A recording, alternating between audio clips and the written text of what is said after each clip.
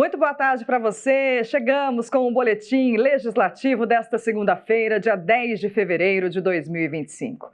Eu te convido a seguir com a gente e acompanhar as informações sobre a Câmara e sobre a cidade. E hoje vamos repercutir a alta das mortes no trânsito. Região registra o maior número dos últimos 8 anos.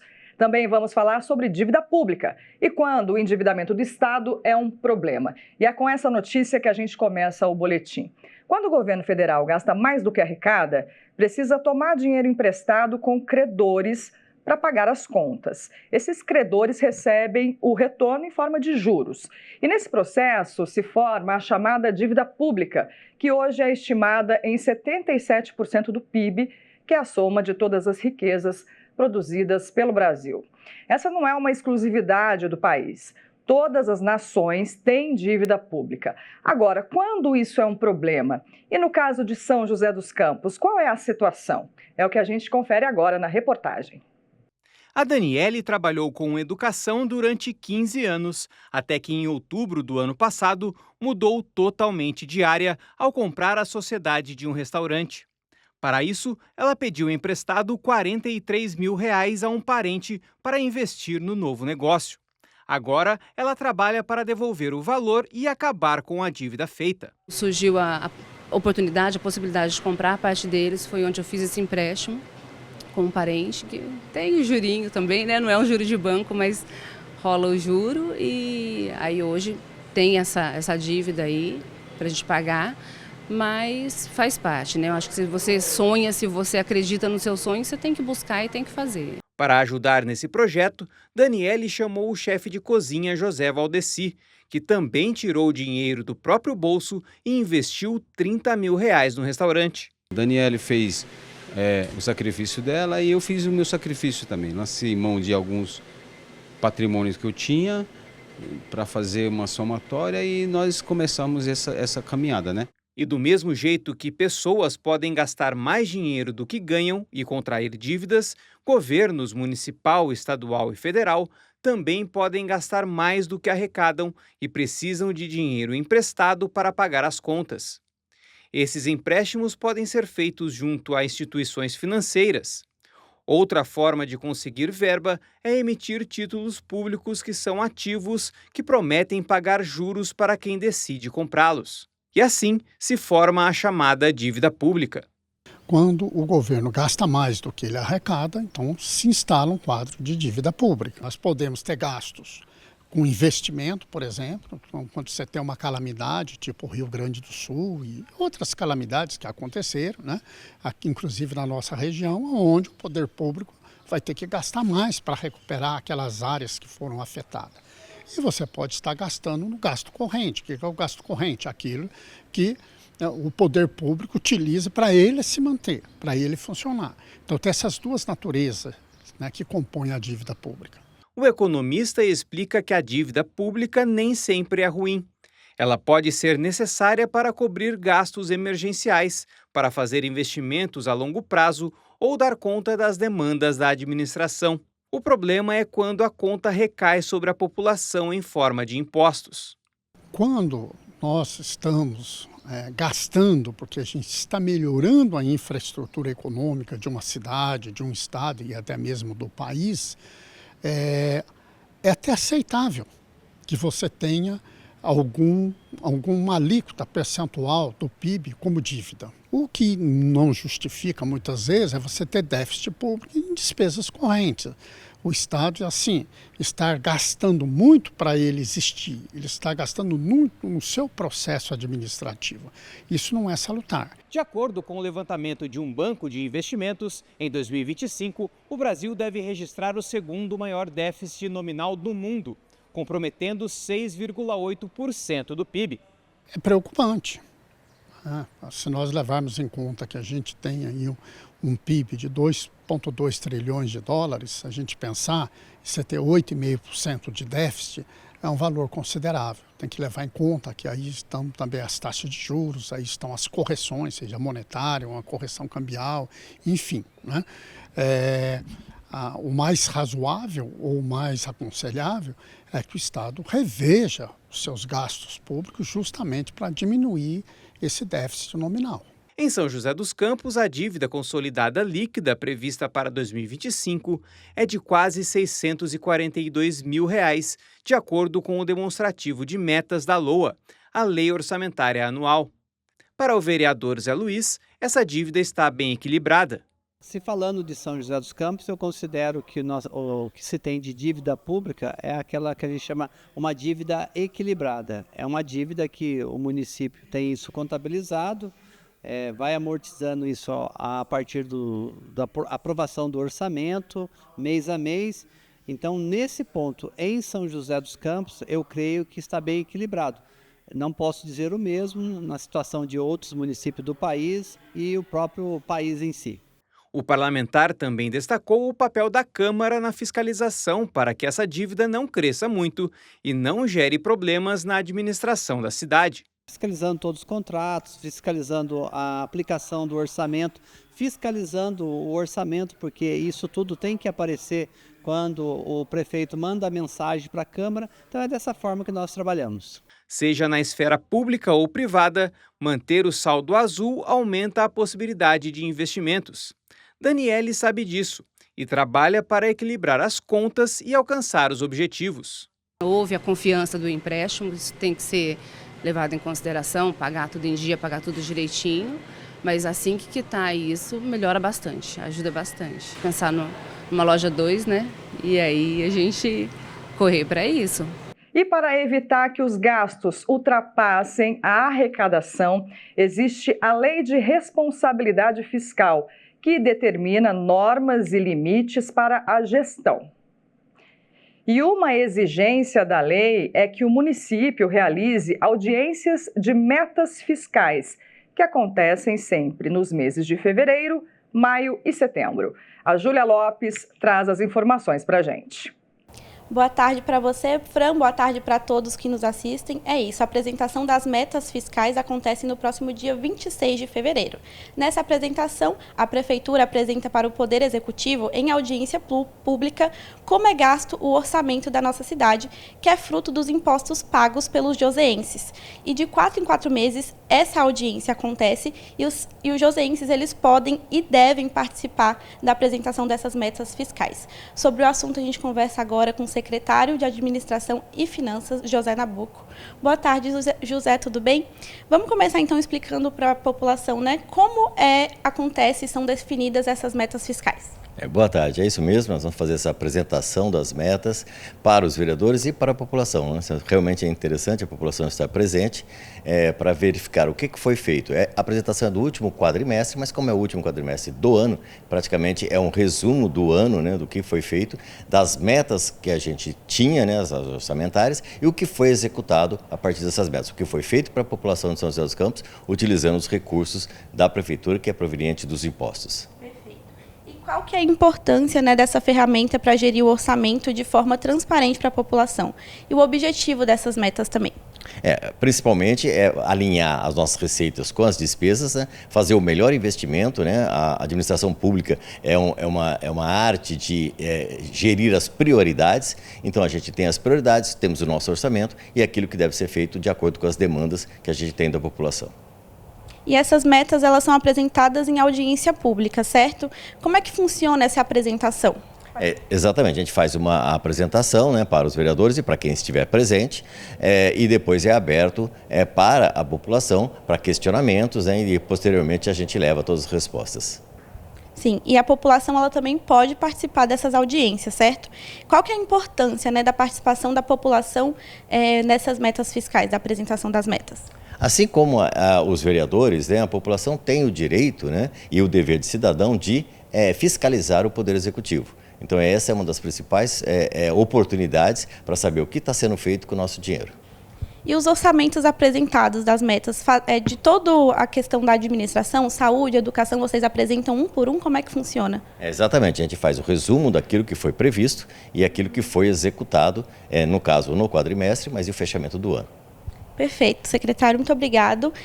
Então, a próxima audiência, né, das metas fiscais acontece no dia 26 de fevereiro, a partir das 6 horas da tarde. Então, fica aí o convite para a população participar. É muito importante que a população veja como que é gasto o dinheiro que é pago nos impostos, né? Volto com você no estúdio, Fran. Obrigada, Júlia. E agora a gente vai conhecer mais uma lei no quadro Seu Direito.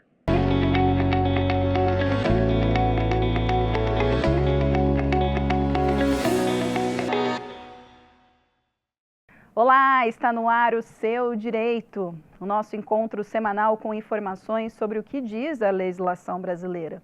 E o tema de hoje é demissão sem justa causa.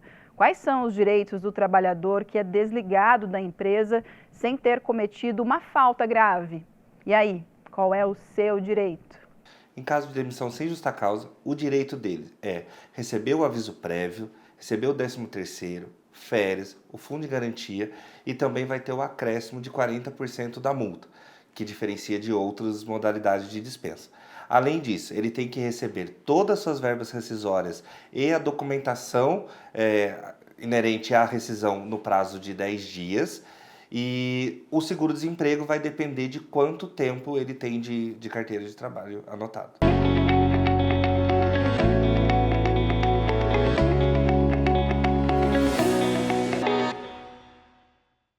O Vale do Paraíba registrou em 2024 o maior número de mortes em acidentes de trânsito dos últimos 8 anos. Ao todo, foram 377 mortes. A maior parte em São José dos Campos, que contabilizou 82 óbitos. Os dados do Infociga mostram ainda que os jovens com idades entre 20 e 24 anos representam a maioria das vítimas fatais. As fotos no celular ainda ajudam a manter viva a memória que Marilda tem do marido Marcos, que faleceu aos 48 anos de idade em um acidente de trânsito. O caso aconteceu há 7 anos. O marido dela foi atropelado no caminho para o trabalho, quando tentava consertar o carro parado na via. No meio da Dutra, disse que o carro deu pane, né, que foi o que falaram. E aí ele saiu para ver o que era no carro. E quando ele saiu, ele nem chegou a abrir o capô do carro. Ele, do lado da porta mesmo, eles já vieram e já atropelaram ele, que inclusive até arrancou o retrovisor do carro do lado que ele estava. Mesmo depois de tantos anos, os traumas do acidente ainda refletem nos familiares do cobrador de ônibus. A gente tem medo, porque esses dias atrás até aconteceu isso comigo. O carro deu um negócio, aí eu comecei a chorar na Dutra, porque você não supera. É um trauma que você não consegue superar. É muito triste mesmo. E o caso ocorrido com o Marcos está longe de ser um fato isolado. Dados do Infociga mostram que em 2024, no Vale do Paraíba, houve um aumento de 8,6% no número de mortes em acidentes de trânsito em relação ao ano anterior. O levantamento mostra ainda que em 2024, São José dos Campos somou 82 mortes, 6% a mais do que em 2023, deixando a cidade em 7º lugar no ranking de vítimas fatais para o município. A Rosana também foi vítima de um acidente de trânsito. Foi atingida por um carro na contramão. Por sorte, saiu com vida, mas ainda carrega marcas e lembranças da batida. Por causa de uma imprudência, né? Não foi um acidentinho assim. Se a pessoa tivesse correta, fazendo o que manda a lei do trânsito, não teria acontecido isso. Mas, infelizmente, aconteceu e eu consegui sobreviver. Para este especialista em direito de trânsito, o aumento no número de mortes em acidentes no Vale serve como um sinal de alerta. Os impactos desses acontecimentos comprometem toda a cidade. Vai ter o aumento do número de pessoas que vão utilizar o Sistema Único de Saúde, disponibilizar serviços previdenciários, vão disponibilizar outras estruturas de readaptação ao mercado de trabalho. O especialista afirma ainda que uma somatória de ações como conscientização, educação no trânsito e mudanças viárias podem resultar na queda do número de vítimas fatais em acidentes de trânsito na região. trabalhar com campanhas educativas, pontuar os locais de maior índice de acidentes de trânsito e fazer campanhas pontuais naqueles locais, levar essas campanhas às escolas, levar essas campanhas a meios sociais. O vereador Carlos Abranches também acredita que a educação é um dos caminhos para a redução desse índice. A Câmara entra exatamente aí. Quais são as propostas que podem ser feitas para que a população aprenda a lidar com essa mudança de cenário dentro das ruas, do trânsito, do tráfego na cidade? Existe uma população que está muito próxima ao nosso olhar como vereador, que é a da população das crianças das escolas municipais de São José dos Campos. 7, 8, 9 anos. São crianças muito sensíveis a uma educação. Ainda segundo o parlamentar, a Câmara pode ajudar no processo de conscientização dos motoristas e de futuros condutores. A educação das pessoas depende muito do movimento delas de quererem também. Mas se a lei chega e obriga, a gente consegue mensurar uma diminuição desses números que foram realmente preocupantes em 2024. Isso vai depender de uma Câmara Municipal atenta a esses cuidados, e eu estou atento a isso, pretendo refletir com a equipe a respeito disso e ver de que maneira a gente pode propor em plenário uma alternativa para que a cidade possa reduzir esses índices. E para quem já foi vítima e ainda sofre com as consequências de um acidente de trânsito, a esperança é de que realmente a conscientização dos motoristas aumente e faça cair o número de vítimas fatais. As pessoas elas têm que ter consciência, pensar no próximo. A gente tem que ter amor ao próximo, porque talvez se a gente fizer isso, o mundo nosso será melhor. Você estudou ali as regras, as leis? Por favor, faça o que está escrito, porque você não vai correr o risco de matar alguém. Se acontecer alguma coisa, acontece, mas você está fazendo a sua parte. Este mês, a campanha Fevereiro Roxo faz um alerta sobre 3 doenças: lúpus, fibromialgia e Alzheimer. A proposta é estimular a busca pelo diagnóstico e tratamento. Quem vê a Eliede tão ativa nem imagina que cada movimento é para ela um grande desafio. Ela convive com dores constantes e generalizadas devido à fibromialgia. Os sintomas começaram na adolescência, mas o diagnóstico veio recentemente. Foram inúmeras consultas médicas até a resposta sobre a doença. Com 19 anos eu já estava com o pai dos meus filhos, daí ele chegava a me acompanhar nos médicos, e o médico pegou e falou assim, ela sente bastante dor, mas a gente não tem, assim, não onde explicar o porquê que essa dor. Fazia exame e não dava. Pelo SUS eu consegui agora passar no reumatologista. Então eu tive a primeira consulta, ele olhou já os remédios e os exames que o outro médico falou e falou assim, realmente você tem um diagnóstico de fibromialgia, eu vou passar uma ressonância. Assim como a Eliede, muitos brasileiros têm dificuldade de diagnosticar e entender os sintomas da fibromialgia, uma doença que não tem cura. O tratamento precoce é fundamental para controlar o avanço das dores e a informação pode ser uma aliada nesse processo. Por isso, o mês de fevereiro dá voz à campanha Fevereiro Roxo. A meta é conscientizar a população sobre os sintomas e sinais da fibromialgia e de outras 2 doenças também sem cura, o lúpus e o Alzheimer. O Alzheimer provoca a perda gradual das funções cognitivas e da memória. Já o lúpus e a fibromialgia afetam principalmente mulheres entre 20 e 50 anos. A fibromialgia ela é uma doença muito relacionada a dores, são dores musculares crônicas, né, que podem ser incapacitantes e tem muita relação com o nosso emocional e com insônia. E no lúpus, ele é uma doença autoimune. Então, a gente precisa fazer agentes imunossupressores para a gente reduzir essa produção de autoanticorpos e lesões de órgão-alvo, a depender de cada paciente. Existem hoje cerca de 2 milhões de idosos diagnosticados com Alzheimer no Brasil. De acordo com a Sociedade Brasileira de Reumatologia, já são 300 mil os casos de lúpus e 3 milhões os de fibromialgia. Os números impressionam e também reforçam a necessidade de políticas públicas voltadas a esse público e a seus familiares, que acabam atuando como cuidadores. A Câmara de São José tem projetos em tramitação com o objetivo de oferecer assistência a quem sofre com essas doenças. Um deles visa o acolhimento de pessoas com Alzheimer e familiares. Outro pretende categorizar a fibromialgia como deficiência para fins legais, de forma que os pacientes possam receber benefícios. Há também uma proposta para atendimento prioritário em serviços públicos, além de campanhas e datas comemorativas. Tudo isso favorece acesso ao tratamento adequado, que, de acordo com a médica, deve ser multidisciplinar. É muito importante o paciente ter adesão ao tratamento medicamentoso, fazer atividade física, né? E não esquecer do tratamento psicológico, porque ele também faz parte desse combo.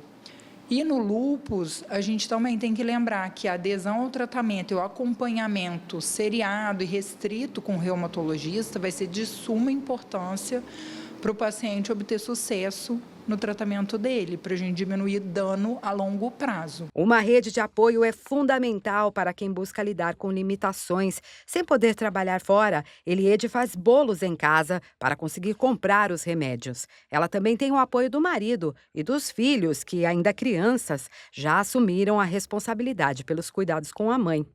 Mas contar com a compreensão da sociedade e a quebra dos estigmas e preconceitos é mais uma peça importante na busca por inclusão. Se a pessoa que fala que é frescura pudesse sentir 1%, eu não falo 100%, mas 1% da dor, eles iam saber que não é frescura. Dói demais. A campanha Fevereiro Roxo é um convite a toda a sociedade para praticar empatia e respeito aos pacientes que convivem com fibromialgia, lúpus e Alzheimer. Dar visibilidade ao tema, a partir de uma ação nacional, pode ser mais uma forma de garantir mais qualidade de vida aos pacientes. Não haja como se não fosse nada, como se fosse frescura. Às vezes você vai dar um abraço, a pessoa vai sentir dor, não vai te falar, mas a pessoa às vezes vai estar com um sorriso, mas atrás desse sorriso vai estar escondendo várias dores. Então, o apoio das famílias, dos amigos, é muito importante. É o que ajuda, é o que motiva. E ter fé, né? O PAT de São José dos Campos está com vagas abertas. Oportunidade para quem está em busca de uma chance no mercado de trabalho. O PAT, Posto de Atendimento ao Trabalhador de São José dos Campos, tem oportunidades de emprego para açougueiro, ajudante de carga e descarga de mercadoria, ajudante de obra, armador de ferros, assistente de vendas, atendente de agência, atendente de lanchonete, atendente de padaria, atendente do setor de frios e laticínios, auxiliar administrativo, auxiliar de almoxarifado, auxiliar de compras, auxiliar de expedição, auxiliar de limpeza, auxiliar de linha de produção, auxiliar de logística, auxiliar de mecânico de autos, auxiliar de orientação pedagógica em educação fundamental, balconista de açougue, carpinteiro, conferente de logística, consultor de vendas, corretor de imóveis, cozinheiro geral, cuidador de idosos, designer de unhas, empacotador à mão, empregado doméstico diarista, empregado doméstico nos serviços gerais,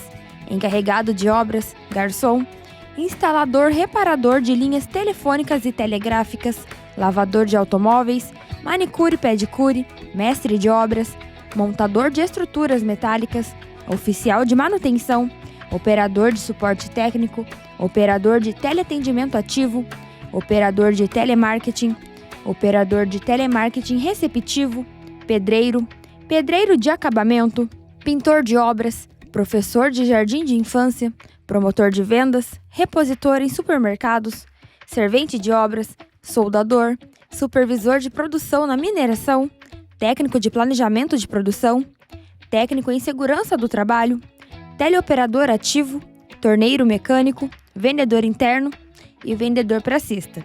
Para se candidatar é fácil, é só comparecer ao PAT levando RG, CPF, carteira de trabalho e o cartão cidadão. O PAT fica na Praça Afonso Pena, número 175, no centro. Vamos saber como ficam as temperaturas na tarde de hoje e também amanhã, na previsão do tempo.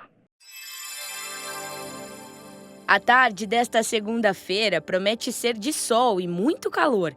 A máxima ultrapassa os 30 graus. Já a mínima esperada é de 18. Não deve chover. O calor promete não dar trégua na terça-feira e o dia será ainda mais quente, com temperaturas chegando aos 33 graus. A mínima não passa dos 19. O tempo segue firme, com pouca possibilidade de chuva. O Boletim Legislativo desta segunda-feira fica por aqui. Muito obrigada pela companhia. Todo o conteúdo da TV Câmara está disponível no YouTube TV Câmara SJC. Nós estaremos de volta amanhã. Até lá!